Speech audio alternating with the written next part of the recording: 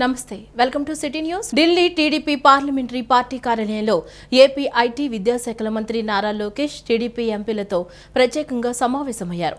మోంతా తుఫాను ఉపశమనం మరియు పునరావాస చర్యల కోసం కేంద్ర సహాయం కోరుతూ సమగ్ర నష్ట అంచనా నివేదికను వారు సమర్పించనున్నారు. ఢిల్లీ టీడీపీ పార్లమెంటరీ పార్టీ కార్యాలయంలో ఏపీ ఐటీ విద్యాల శాఖ మంత్రి నారా లోకేష్ ప్రత్యేకంగా సమావేశమయ్యారు. నిన్న అమరావతి నుంచి ఢిల్లీ చేరుకున్న మంత్రి నారా లోకేష్ హోంమంత్రి Vangalapudi Anitha TDP parliamentary party కార్యాలయం చేరుకున్నారు. నారా లోకేష్ అనితలకు టీడీపీ ఎంపీలు స్వాగతం పలికి కార్యాలయం లోపలికి తీసుకువెళ్లారు. టీడీపీ పార్లమెంటరీ పార్టీ కార్యాలయంలో ఎంపీలతో మంత్రులు లోకేష్ అనిత కలిపి టీడీపీ ఎంపీలతో ప్రత్యేక సమావేశమయ్యారు. ఎంపీలతో సమావేశం ముగిసిన అనంతరం కేంద్ర మంత్రులు అమిత్ షా, శివరాజ్ సింగ్ చౌహాన్లను మర్యాదపూర్వకంగా కలవనున్నారు. మాంతా తుఫాన్ ఉపశమనం మరియు పునరావాస చర్యల కోసం కేంద్ర సహాయం కోరుతూ సమగ్ర నష్ట అంచనా నివేదికను వారు సమర్పించనున్నారు. అఖిల భారత సర్వీస్ ప్రవర్తన నియమాలను ఉల్లంఘిస్తూ రాజకీయ సమావేశాల్లో బహిరంగంగా పాల్గొంటూ కుల ఆధారిత రాజకీయ సమీకరణలకు పిలుపునిచ్చిన ఐపీఎస్ అధికారి పివి సునీల్ కుమార్ పై తీవ్రమైన క్రమశిక్షణా చర్యలు తీసుకోవాలని, అవసరమైతే సర్వీస్ నుంచి తొలగించాలని డిప్యూటీ స్పీకర్ రఘురామకృష్ణరాజు డిమాండ్ చేశారు. ఈ మేరకు కేంద్ర డీఓపీటీ శాఖ కార్యదర్శికి ఆయన లేఖ రాశారు. అఖిల భారత సర్వీసు ప్రవర్తన నియమాలను ఉల్లంఘిస్తూ రాజకీయ సమావేశాల్లో బహిరంగంగా పాల్గొంటూ కుల ఆధారిత రాజకీయ సమీకరణలకు పిలుపునిచ్చిన ఐపీఎస్ అధికారి పివి సునీల్ కుమార్ పై తీవ్రమైన క్రమశిక్షణ చర్యలు తీసుకోవాలని, అవసరమైతే సర్వీసు నుంచి తొలగించాలని డిప్యూటీ స్పీకర్ రఘురామకృష్ణరాజు డిమాండ్ చేశారు. ఈ మేరకు కేంద్ర డీఓపీటీ శాఖ కార్యదర్శికి ఆయన లేఖ రాశారు. సునీల్ కుమార్ ఒక రాజకీయ సమావేశంలో పాల్గొన్నారని, అందులో రాజకీయ లబ్ధి కోసం దళితులు, కాపులు ఏకమవ్వాలి, కాపు నాయకుడిని ముఖ్యమంత్రిగా, దళిత నాయకుడిని ఉప ముఖ్యమంత్రిని చేయాలని వ్యాఖ్యలు చేశారని రఘురామకృష్ణరాజు తన లేఖలో పేర్కొన్నారు. అధికారి ప్రవర్తన నియమావళికి లోబడే వ్యవహరించాల్సి ఉంటుందని పేర్కొన్నారు. సునీల్ కుమార్ అంబేద్కర్స్ ఇండియా మిషన్ ఏర్పాటు చేసిన దాని ద్వారా హిందూ వ్యతిరేక ప్రచారాన్ని ఒడిగడుతున్నారన్నారు.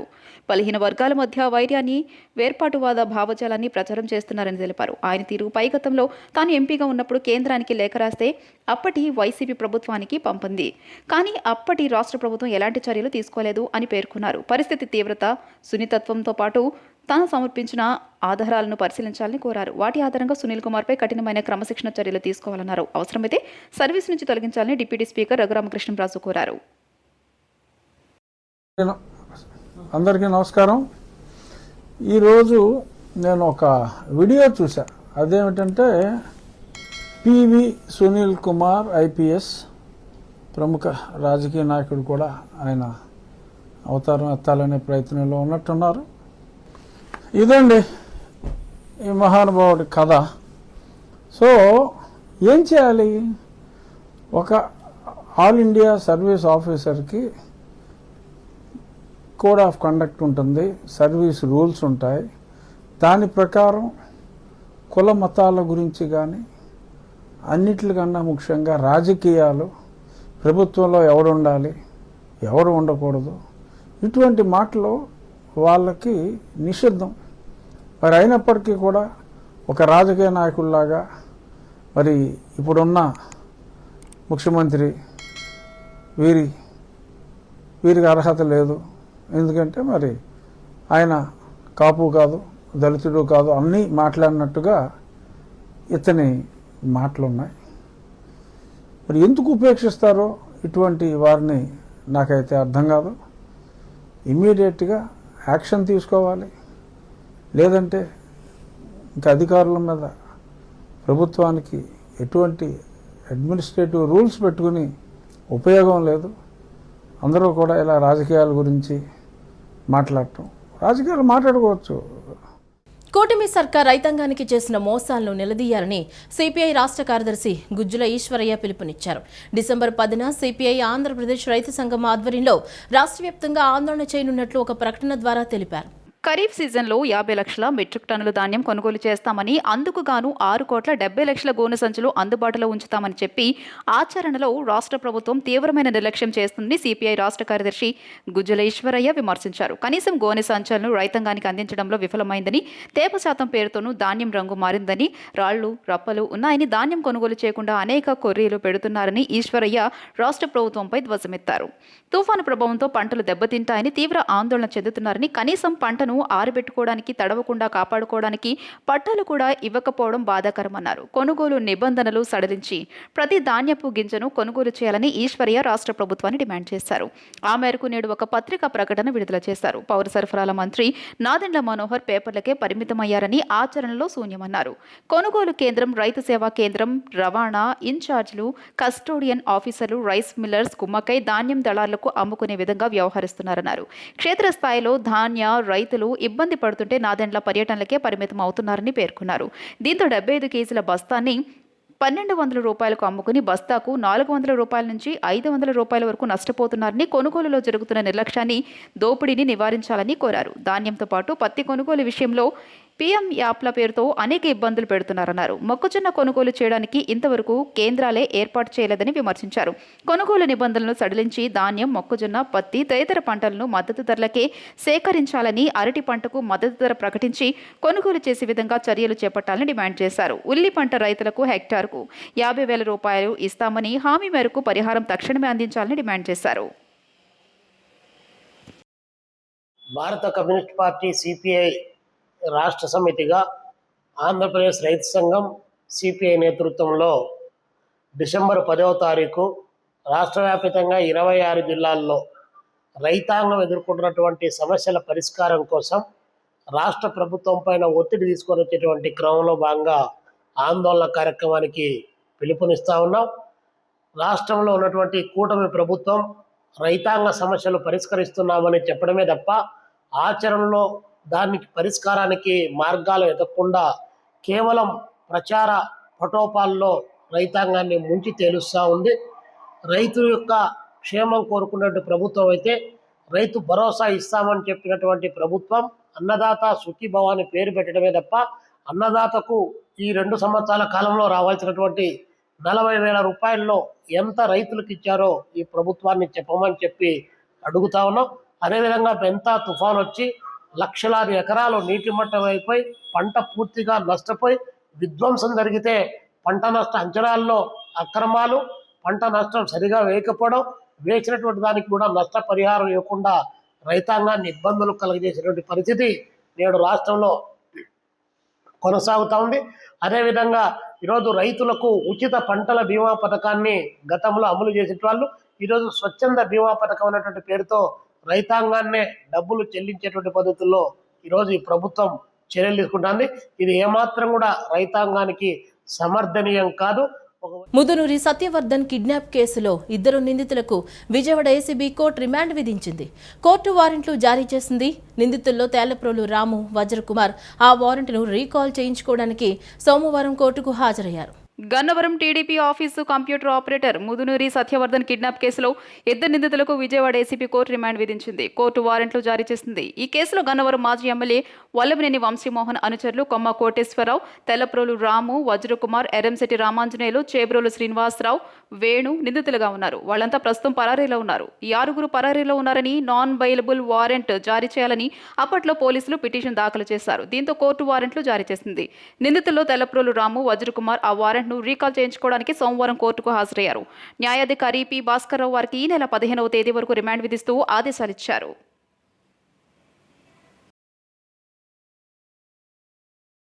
రాష్ట్ర ప్రభుత్వ ఆదేశాల మేరకు డిసెంబర్ 5వ తేదీన కృష్ణా జిల్లా వ్యాప్తంగా అన్ని ప్రభుత్వ, ప్రైవేట్ పాఠశాలలో మెగా పేరెంట్స్ మీటింగ్ నిర్వహించనున్నట్లు జిల్లా కలెక్టర్ డీకే బాలాజీ తెలిపారు. పేరెంట్స్ మీటింగ్ నిర్వహణపై సోమవారం ఆయన మీడియా సమావేశంలో నిర్వహించారు.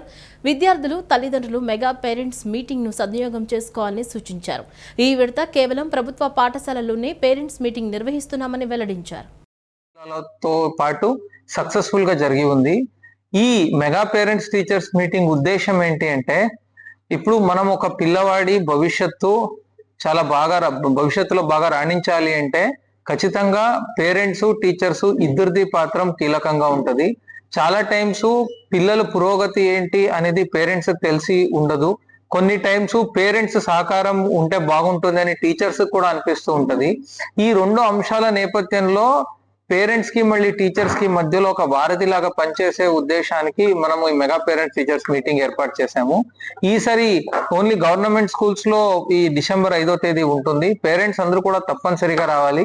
పేరెంట్స్ అందరికీ కూడా మనము ప్రోగ్రెస్ కార్డ్స్ ఏముంది, హోలిస్టిక్ ప్రోగ్రెస్ కార్డ్స్ అని ఏముంది, అది ప్రతి పిల్లవాడు ఏ స్థాయిలో ఉన్నారు, ఏం చేస్తే ఆ పిల్లవాడు నెక్స్ట్ స్థాయికి వెళ్ళగలుగుతాడు అనే దాని గురించి అవగాహన కల్పించడం జరుగుతుంది. అంతేకాకుండా ఈసారి వినూత్నంగా ప్రభుత్వం ప్రైమరీ స్కూల్ పిల్లలకి FLN బేస్ లైన్ కండక్ట్ చేస్తున్నాము. FLN అంటే ఫౌండేషనల్ లిటరసీ అండ్ న్యూమరసీ అని. అంటే బేసికలీ పిల్లలు ఇప్పుడు ఏ లెవెల్ ఆఫ్ లిటరసీ ఉంది, న్యూమరసీ ఉంది అనేది మనం అంచనా వేసి దాన్ని ఇప్పుడు పేరెంట్స్కి చెప్పి తర్వాత 100 రోజుల యాక్షన్ ప్లాన్ పెట్టుకొని next mega parents teachers meeting నాటికి ఆ పిల్లల్లో ఏం మార్పులు వచ్చింది అనేది కూడా పిల్లలకి పేరెంట్స్ కి తెలియజేయాలి అనే ఉద్దేశంతో పనిచేస్తున్నాము. సో ప్రభుత్వం ప్రతి పిల్లవాడి భవిష్యత్తు కూడా బాగుండాలి అనే ఉద్దేశంతో చాలా నిబద్ధతతో పనిచేస్తుంది కనుక ప్రతి పేరెంట్ కూడా తప్పనిసరిగా ఈ యొక్క కార్యక్రమానికి హాజరు కావాలి. సో మనకు చాలా పనులు ఉంటాయి, అయినప్పటికీ కూడా పిల్లవాడి భవిష్యత్తు కన్నా సో పెద్దది ఇంకేం లేదు, దయచేసి రండి సో అని కోరుకుంటున్నాను. Thank you. నైరుతి పశ్చిమ మధ్య బంగాళాఖాతంలో దిత్వా తీవ్ర వాయుగుండంగా కొనసాగుతోంది. ఇది నైరుతి దిశగా పయనించి కొద్ది గంటల్లో వాయుగుండంగా మారే అవకాశం ఉన్నట్లు వాతావరణ శాఖ అధికారులు చెబుతున్నారు. ప్రస్తుతం ఉత్తర తమిళనాడు తీరాన్ని ఆనుకుని ఉన్నట్లు తెలిపారు. దీని ప్రభావంతో 24 గంటల్లో కోస్తా తీరం వెంబడి గంటకు 30 కిలోమీటర్ల వేగంతో ఈదురుగాలులు వీచే అవకాశం ఉంది. ఈ నేపథ్యంలో కోస్తాంధ్ర జిల్లాలకు అధికారులు ఎల్లో అలర్ట్ జారీ చేశారు. కొన్ని చోట్ల 5 సెంటీమీటర్లను మించి వర్షపాతం నమోదయ్యే అవకాశం ఉందని వెల్లడించారు. తిరుమల శ్రీవారి ఆలయంలో డిసెంబర్ 30 నుంచి ప్రారంభం కానున్న వైకుంఠ ద్వార దర్శనాలకు సంబంధించి మొదటి 3 రోజులకు ఆన్లైన్ ఈడీప్లో ఎంపికైన భక్తుల వివరాలను మంగళవారం మధ్యాహ్నం 2 గంటలకు టీటీడీ విడుదల చేయనుంది. గత నెల 27న ప్రారంభమైన రిజిస్ట్రేషన్ సోమవారం సాయంత్రం 5 గంటలకు ముగిసింది. తిరుమల శ్రీవారి ఆలయంలో డిసెంబర్ 30 నుంచి ప్రారంభం కానున్న వైకుంఠ ద్వార దర్శనాలకు సంబంధించి మొదటి 3 రోజులకు ఆన్లైన్ ఈడీప్లో ఎంపికైన భక్తుల వివరాలను మంగళవారం మధ్యాహ్నం 2 గంటలకు టీటీడీ విడుదల చేయనుంది. గత నెల 27న ప్రారంభమైన రిజిస్ట్రేషన్ సోమవారం సాయంత్రం 5 గంటలకు ముగిసింది. మొత్తం 9,55,703 రిజిస్ట్రేషన్ల ద్వారా 24,05,237 మంది భక్తుల వివరాలు సమర్పించినట్లు TTD IT DGM Venkateswara Naidu తెలియజేశారు. ఈ డీప్లో ఎంపికైన భక్తులకు ఫోన్ ద్వారా సంక్షిప్త సందేశం పంపుతారు. అందులోని లింక్ ఓపెన్ చేసుకుని ఉచిత టోకెన్లు డౌన్లోడ్ చేసుకోవచ్చు. డిసెంబర్ 30వ తేదీకి 57,000, 31వ తేదీకి 64,000, జనవరి 1వ తేదీకి 55,000 టోకెన్లు అందుబాటులో ఉన్నట్లు సమాచారం. మిగిలిన 7 రోజులు ఎలాంటి టోకెన్లు లేని భక్తులను నేరుగా అనుమతిస్తారు. ఇదే సమయంలో రోజుకు 15,000 చొప్పున 300 రూపాయల ప్రత్యేక ప్రవేశ దర్శనాలు, 1000 శ్రీవాణి దర్శన టికెట్ల కోటా అమలు చేయనుండగా ఈ నెల 5వ తేదీన వాటిని ఆన్లైన్లో విడుదల చేస్తారు. ఏటా నగరపాలక సంస్థ పాఠశాలలో చదువుతున్న 10వ తరగతి విద్యార్థులకు పరీక్ష ఫీజు చెల్లిస్తున్న ముత్యాలంపాడు షిరిడి సాయిబాబా మందిర సేవలు అభినందనీయమని ఎమ్మెల్సీ టి కల్పలతారెడ్డి తెలిపారు. విద్యతోనే అభివృద్ధి సాధ్యమని చెప్పారు. అటువంటి విద్యాభివృద్ధికి బాబా మందిరం అందిస్తున్న సేవలను ప్రతి ఒక్కరూ స్ఫూర్తిగా తీసుకోవాలని సూచించారు. ముత్యాలంపాడు శ్రీ షిరిడి సాయిబాబా మందిరంలో సోమవారం సాయంత్రం ఆలయ కమిటీ ఆధ్వర్యాన నగరపాలక సంస్థ పాఠశాలలో చదువుతున్న 10వ తరగతి విద్యార్థులకు పరీక్ష ఫీజు చెల్లించే కార్యక్రమం జరిగింది. ఎమ్మెల్సీ టి కల్పలతారెడ్డి ముఖ్య అతిథిగా పాల్గొని మందిర గౌరవాధ్యక్షులు డాక్టర్ పూనూరు గౌతమ్ రెడ్డితో కలిసి విఎంసీ పాఠశాల ప్రధానోపాధ్యాయులకు పరీక్ష ఫీజు చెక్కులను అందజేశారు. ఈ సందర్భంగా ఆమె మాట్లాడుతూ విద్యతోనే అభివృద్ధి సాధ్యమని చెప్పారు. అటువంటి విద్యాభివృద్ధికి బాబా మందిరం అందిస్తున్న సేవలను ప్రతి ఒక్కరూ స్ఫూర్తిగా తీసుకోవాలని సూచించారు. మందిర గౌరవాధ్యక్షులు డాక్టర్ పూనూరు గౌతమ్ రెడ్డి మాట్లాడుతూ నగరంలోని 13వ నగరపాలక సంస్థ పాఠశాలకు చెందిన 1,300 మంది విద్యార్థులకు 1,80,000 రూపాయలు ఫీజు చెల్లిస్తున్నామని తెలిపారు. విఎంసీ పాఠశాల ప్రధానోపాధ్యాయులు, ఆలయ కమిటీ కోశాధికారి మందలపర్తి సత్యశ్రీహరి తదితరులు పాల్గొన్నారు. ఈరోజు ముత్యాలమ్మపాడులోని సాయిబాబా గుడిలో ఇక్కడ ఈ 10వ తరగతి పిల్లల కోసం ఫీజు పరీక్ష 10th క్లాస్ ఫీజులు కట్టడం కార్యక్రమాన్ని ఏర్పాటు చేయడం జరిగింది. దీనికి డొనేట్ చేస్తుంది ఈ సాయిబాబా గుడి చైర్మన్ అయిన మన గౌతమ్ రెడ్డి అన్న గారు. అలాగే ఈ గుడికి సంబంధించిన పెద్దలందరూ కూడా ఈ కార్యక్రమానికి రావడం, అదేవిధంగా వాళ్ళు ఏదైతే గత 20 సంవత్సరాల నుంచి ఈ విజయవాడ సెంటర్లో ఉన్న దాదాపుగా 14 మున్సిపల్ స్కూల్స్కి సంబంధించిన పిల్లలకు 10వ తరగతి 20 సంవత్సరాల నుంచి చదువుతున్న ప్రతి 10th క్లాస్ విద్యార్థికి కూడా 10వ తరగతి ఫీజును చెల్లించడం జరుగుతోంది. ఇది ఒక మంచి కార్యక్రమం, ఎందుకంటే ఇది పిల్లలను కూడా వాళ్ళ పిల్లలకు సపోర్ట్ చేయడం, అదేవిధంగా పేద తల్లిదండ్రులకు ఇది ఒక మంచి భరోసా. ప్రతి సంవత్సరం భావ మందిరంలో నిర్వహిస్తున్నటువంటి ఈ విద్యా దానానికి సంబంధించి గత 19 సంవత్సరాలుగా చేస్తున్నటువంటి కార్యక్రమం. దీనిలో భాగంగానే ఈ రోజున 1290 మంది విద్యార్థులకి 1,77,000 పైచీలకు అమౌంట్ని పే చేయటం అనేటువంటి జరిగింది. ముఖ్యంగా చెప్పాలంటే పరీక్ష ఫీజు కూడా కట్టలేకుండా డ్రాప్ అవుట్స్ అవుతున్నటువంటి పిల్లలు అనేక మందిని మేము చూసాం. అందుకే దీన్ని ఒక మోడల్గా తీసుకుని చేయటం అనేటువంటి జరిగింది. గతంలో ఈ గుడి నుంచి ఒక 25 మందిని చదివిస్తే మంచి పొజిషన్లోకి వెళ్ళటం అనేటువంటి జరిగింది. దాన్ని దృష్టిలో పెట్టుకుని అలా కాదు, ఈ బాబా ప్రసాదాన్ని అందరికీ అందాలని మున్సిపల్ స్కూల్స్లో చదివేటువంటి పిల్లలందరికీ కూడా ఇది అందాలనేటువంటి ఉద్దేశంతోనే ఈ కార్యక్రమం మనం తీసుకోవడం అనేటువంటి జరిగింది. 10వ తరగతి విద్యార్థులు సరాసరి మార్కులు ఆధారంగా సబ్జెక్టు టీచర్లకు గ్రేడ్లు ఇవ్వనున్నట్లు పాఠశాల విద్యాశాఖ ప్రకటించింది. రాబోయే రోజుల్లో ఉపాధ్యాయులు అవార్డులకు సైతం దీన్ని ప్రాతిపదికగా తీసుకోనున్నారు. 10వ తరగతి విద్యార్థులు సరాసరి మార్కుల ఆధారంగా సబ్జెక్టు టీచర్లకు గ్రేడ్లు ఇవ్వనున్నట్లు పాఠశాల విద్యాశాఖ ప్రకటించింది. రాబోయే రోజుల్లో ఉపాధ్యాయులు అవార్డులకు సైతం దీన్ని ప్రాతిపదికగా తీసుకోనున్నారు. 10వ తరగతి పరీక్షలపై జిల్లా అధికారులతో ఉన్నతాధికారులు ఆన్లైన్ సమావేశం నిర్వహించారు. 10వ తరగతి పరీక్షల ఇన్విజిలేషన్ డ్యూటీలను రాష్ట్ర స్థాయి నుంచే పంపనున్నారు. జవాబు పత్రాల మూల్యాంకనానికి సైతం రాష్ట్ర స్థాయి కార్యాలయం నుంచే ఉపాధ్యాయులను ఎంపిక చేస్తారు. ఒక్కో విద్యార్థి సమాధాన పత్రాన్ని మూల్యాంకనం చేసేందుకు కనీసం 12 నుంచి 15 నిమిషాలు కేటాయించాల్సి ఉంటుంది.